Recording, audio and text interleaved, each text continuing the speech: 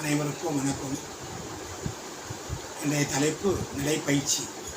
நடைப்பயிற்சி நாம் அனைவரும் செய்கின்றோம் என்றாலும் கூட இதை ஒரு உடற்பயிற்சியாக கருதி நாம் செயல்படாமல் இது மேலும் இது உடல் எடை, சுகர், பிபி போன்ற பல நோய்களுக்கு குறைக்க வாய்ப்புண்டு என்பது உண்மை என்றாலும் கூட இவை எல்லாவற்றிற்கும் மேலாக இந்த நடைப்பயிற்சி என்பது பஞ்சபூதத்தோடு தொடர்புடையவை. நம்முடைய அனைத்து உடலில் உள்ள பாகங்களும் செயல்பாட்டுக்கு வருகின்றன. ஆகவே தான் நடைப்பயிற்சி என்பதை உடற்பயிற்சியாக கருதாமல் இது ஆண்டவன் நமக்களித்த வரப்பிரசாதமாக கருதி தினந்தோறும் இதை நடைமுறையில் கொண்டு வர வேண்டும். இதை காலை அல்லது மாலையில் செய்வது சிறந்ததாகும்.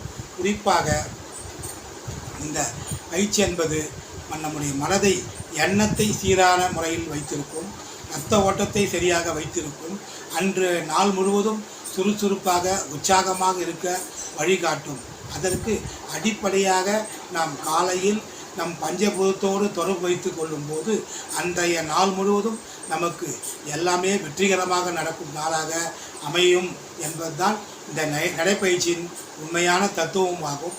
இந்த நடைப்பயிற்சி செய்யும்போது கடந்த கால கஷ்டங்கள், எதிர்கால பிரச்சனை, நிகழ்கால தொந்தரவுகள் என்று அனைத்தையும் மனதில் போட்டு குழப்பி கொள்ளாமல் மனதை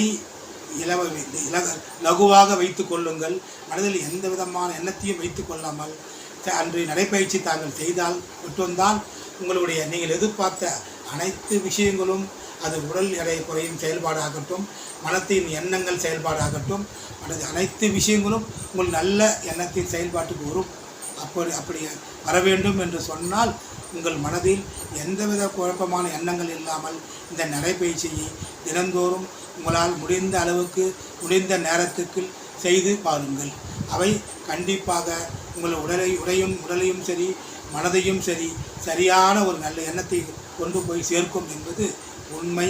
பஞ்சபூதங்கள் ஆசீர்வாதம் இருந்தால் மட்டும்தான் எந்த பயிற்சியாக இருந்தாலும் அது வெற்றிகரமான பயிற்சியாக முடியும் என்பது என்னுடைய அனுபவம்.